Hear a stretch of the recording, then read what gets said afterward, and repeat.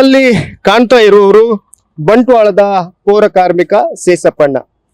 ಇವರು ಕಾಯಕ ಕಸ ಗುಡಿಸುವುದು, ಬಂಟ್ವಾಳದಲ್ಲಿ ಬಿಸಿ ರೋಡ್ನಲ್ಲಿ ಎಲ್ಲೆಲ್ಲೂ ಅವರು ಕಾಣಸಿಗ್ತಾರೆ. ತಮ್ಮ ಕಾಯಕದಲ್ಲಿಯೇ ನಿರತರಾಗಿರ್ತಾರೆ. ಈ ನಗರವನ್ನ ಸ್ವಚ್ಛವಾಗಿಡುವುದು ಅವರ ಕರ್ತವ್ಯ ಕೂಡ. ಆದ್ರೆ ಅವರ ವಿಶೇಷತೆ ಅಂದ್ರೆ ತಮ್ಮ ಕರ್ತವ್ಯಕ್ಕೆ ಹಾಜರಾಗುವುದು ಅವರು ಐಷಾರಾಮಿ ಕಾರು ಫಾರ್ಚುನರ್ ಅಲ್ಲಿ. ಅದು ತುಂಬಾ ಒಂದು ಆಶ್ಚರ್ಯಕರ ಸಂಗತಿ ಕೂಡ. ಇದು ಅವರ ಕಾರು, ಇದು ಅವರ ಬರುವಂತಹ ಕಾರು, ಅವರು ಖರೀದಿಸಿದಂತಹ ಕಾರು. ಈ ಕಾರಿನ ಮಾಲಕರು ಅವರೇ ಸೇಸಪ್ಪಣ್ಣ. ವೃತ್ತಿಯಲ್ಲಿ ಅವರು ಪೌರ ಕಾರ್ಮಿಕರಾದ್ರೂ ಕೂಡ ತಮ್ಮ ಕೆಲಸಕ್ಕೆ ಬರುವುದು ಅವರು ಫಾರ್ಚುನರ್ ಕಾರಲ್ಲಿ. ಇದು ತುಂಬಾ ಗಮನ ಸೆಳೆದಿದೆ. ನೀವು ನೋಡ್ಬೋದು, ಈ ಕಾರು ಐಷಾರಾಮಿ ಕಾರು. ಅವರು ತಮ್ಮ ಹಣದಲ್ಲಿಯೇ ಖರೀದಿಸಿದ ಕಾರು. ಅವರಿಗೊಂದು ಕ್ರೇಜ್ ಇದೆ. ಈ ಕಾರು ಖರೀದಿಸುವಂತಹ ಕ್ರೇಜ್ ಹಿಂದಿನಿಂದನೂ ಇತ್ತು. ಅವರು ತಮ್ಮ ಕೆಲಸ ಆರಂಭಿಸಿದ್ದು ಕೇವಲ 50 ರೂಪಾಯಿಯ ಸಂಬಳದಲ್ಲಿ. ಈಗ 30 ವರ್ಷದಿಂದ ಅವರು ಪೌರ ಕಾರ್ಮಿಕರಾಗಿ ದುಡಿತಾ ಇದ್ದಾರೆ. ಶೇಷಪ್ಪ ಅವರು ನಮ್ಮೊಂದಿಗಿದ್ದಾರೆ, ಮಾತಾಡಿಸ್ತೀನಿ. ಸೇತಪ್ಪ ಅವರೇ ನಮಸ್ತೆ. ಕಾರು ಖರೀದಿ ಮಾಡಿದ ನಂತರ ನಿಮ್ಮ ವೃತ್ತಿಗೆ ಅಥವಾ ಇದಕ್ಕೆ ಕೆಲಸಕ್ಕೆ ಬರ್ಬೇಕಾದ್ರೆ ಫಾರ್ಚುನರೇ ಬರ್ತೀರಿ. ತುಂಬಾ ವೈರಲ್ ಆಗಿದ್ದೀರಿ. ಈಗ ಹೇಗೆ ಅನಿಸ್ತಾ ಇದೆ? ಯಾಕಂದ್ರೆ ತುಂಬಾ ಅಪರೂಪ ಅಂತ ಹೇಳ್ತಾರೆ. ಪೌರ ಕಾರ್ಮಿಕರು ಒಂದು ಕಾರ್ ಖರೀದಿ ಮಾಡುವುದೇ ಒಂದು ಅಪರೂಪ. ಅದರಲ್ಲೂ ಕೂಡ ನೀವು ಫಾರ್ಚುನರ್ ಖರೀದಿ ಮಾಡಿದ್ರಿ. ಈ ಹಿಂದಿನಿಂದಲೂ ಇದನ್ನು ಖರೀದಿ ಮಾಡ್ಬೇಕು ಅನ್ನೋ ಒಂದು ಮನಸ್ಥಿತಿ ಇತ್ತ ನಿಮ್ಗೆ? ಮಾಡ್ಬೇಕು ಅಂತ ಮನಸ್ಥಿತಿ ಇತ್ತು. ಇದಕ್ಕೆ ಮುಂಚೆ ಒಂದು 4-5 ಗಾಡಿ ಇತ್ತು. ಮನೆ ಕೊಡುವಾಗ ಒಂದು 2 ಗಾಡಿ ಇತ್ತು ನನ್ನಲ್ಲಿ, ಆಲ್ಟೋ ಮತ್ತು ಸ್ಕಾರ್ಪಿಯೋ.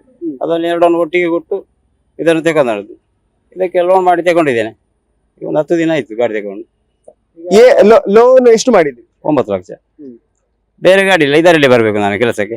5 ಗಂಟೆಗೆ ಬರ್ಬೇಕಲ್ಲ, ಅದಕ್ಕೆ ಇದರಲ್ಲಿ ಬರ್ತಾ ಇದ್ದೇನೆ. ಬಂದು ಕಸ ಗುಡಿಸಿ ಕೆಲಸ ಮಾಡ್ತಿದ್ದೇನೆ. ಬೆಳಿಗ್ಗೆ ಎಷ್ಟು ಗಂಟೆ ತಮ್ಮ ಕೆಲಸಕ್ಕೆ ಬರ್ತೀರಿ? 5 ಗಂಟೆಗೆ. 5 ಗಂಟೆಯಿಂದ 12 ಗಂಟೆ ತನಕ.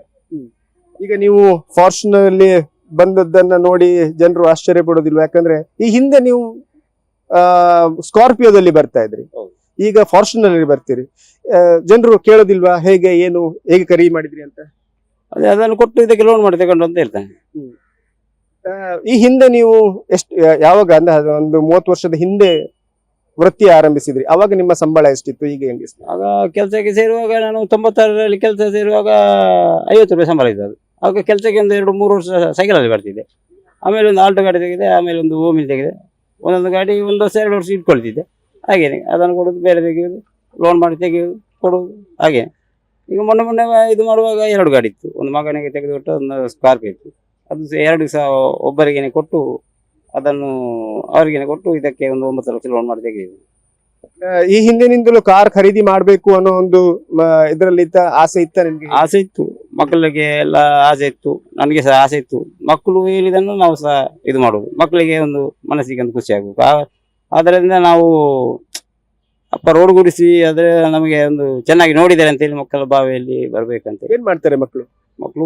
ಒಬ್ಬ ದೈವ ನರ್ತಕ ಕೆಲಸಕ್ಕೆ ಹೋಗ್ತಾನೆ, ಮತ್ತೆ ದೊಡ್ಡವರು ಸೋಮಾಜಿ ಕೆಲಸ ಅಲ್ಲಿ ಹೋಗ್ತಾರೆ, ಒಬ್ಬಳು ಕಾಲೇಜಿಗೆ ಹೋಗ್ತಾರೆ.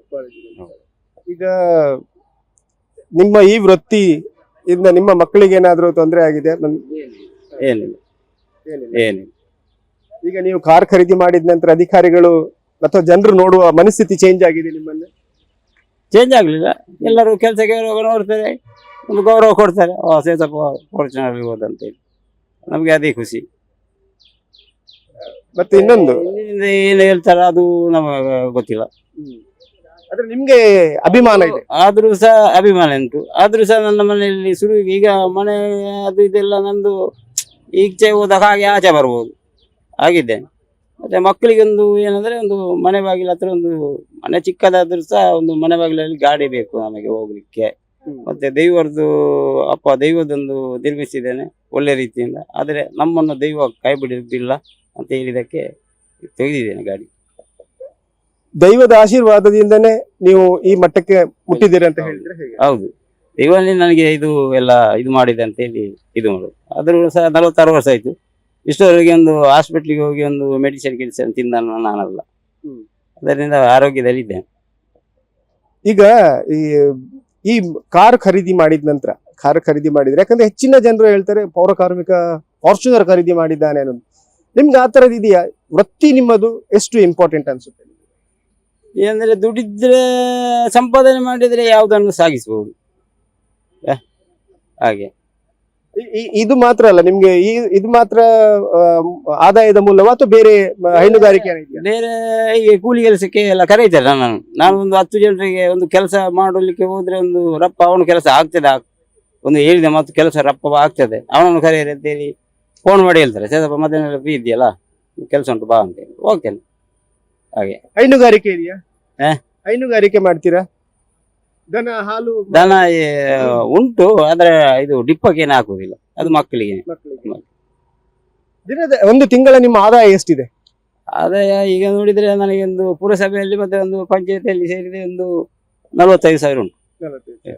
ಇದನ್ನ ಹೇಗೆ ಮೇಂಟೈನ್ ಮಾಡ್ತೀವಿ? ಯಾಕಂದ್ರೆ ಚಿಕ್ಕದೊಂದು ಕಾರ್ ಮೇಂಟೈನ್ ಮಾಡ್ಬೇಕಾದ್ರೆ ತುಂಬಾ ಕಷ್ಟ. ಆದ್ರೆ ಫಾರ್ಚುನರ್ ಅಂತಹ ಕಾರನ್ನ ಮೇಂಟೈನ್ ಮಾಡೋದು ತುಂಬಾ ದುಬಾರಿ ಅಂತ ಹೇಳ್ತಾರೆ. ಅದನ್ನ ಹೇಗೆ ಮೇಂಟೈನ್ ಮಾಡ್ತೀವಿ? ಈಗ ಒಂದು 10 ದಿನ ಆದದಷ್ಟೇ ಇದನ್ನು, ಇದು ನೋಡ್ಬೇಕು ಇನ್ನು ಹೇಗೆ ಅಂತೇಳಿ. ಆದ್ರೆ ಸ್ಕಾರ್ಪಿನಲ್ಲಿ ಇತ್ತು ಒಂದು 4 ವರ್ಷ ಇತ್ತು ಕೈಯಲ್ಲಿ, ಅದೇ ತೆಗೆಯುವಾಗ ಅದು ಸಹ ಹೇಳಿದ್ರು ಅದರ ಟೈರ್ ರೇಟ್ ನಿಮಗೆ ಗೊತ್ತುಂಟಂತ. ಆದ್ರೆ ಒಂದು 5 ಲಕ್ಷ ಗಾಡಿ ಕೊಟ್ಟವನಿಗೆ ಟೈರ್ ಒಂದು ತೆಗೆದು ಹಾಕ್ಲಿಕ್ಕೆ ಅಂತ ಒಂದು ಮಾತು ಹೇಳಿದೆ. ಆದ್ರೂ ಇದನ್ನು ಈಗ ಒಂದು 10 ದಿನ ಆಯ್ತು ತೆಗೆದು. ಆದ್ರೂ ನನ್ನ ಕೈಯಲ್ಲಿ ಬಾಲ ಇದು ಗಾಡಿ ಯಾವುದೇ ನನಗೆ ಆಗಲಿ ನನ್ನೊಂದು ಮನೆಗೆ ಏನೋ ಒಂದು ವಸ್ತು ತೆಗೆದ್ರೆ ಹಾಳಾಗುದು ಬಾಲ ಕಡಿಮೆ. ಹಾಗಾದ್ರೆ ಮೇಂಟೈನ್ ಮಾಡ್ತೀರಿ? ಹೌದು ಅಲ್ಲ? ಹೌದು. ಧನ್ಯವಾದ. ಇದಿಷ್ಟು ಸೇಸಪ್ಪ ಅವರ ಮಾತು. ಸೈಕಲ್ ನಿಂದ ಫಾರ್ಚುನರ್ ವರೆಗಿನ ಯಶೋಗಾಥೆ ಶೇಷಪ್ಪ ಅವರದು. ಇದ್ರ ಬಗ್ಗೆ ಜನರು ತುಂಬಾ ಆಶ್ಚರ್ಯ ಪಡ್ತಾರೆ, ಹಾಗೇನೆ ಅವರ ಬಗ್ಗೆ ಅಭಿಮಾನವನ್ನು ಕೂಡ ವ್ಯಕ್ತಪಡಿಸ್ತಾರೆ. ಕ್ಯಾಮರಾಮ್ಯಾನ್ ಪ್ರಶಾಂತ್ ಅವರೊಂದಿಗೆ ಕಿರಣ್ ಸಿರ್ಸಿಕ, ನ್ಯೂಸ್ ಫಸ್ಟ್, ಮಂಗಳೂರು.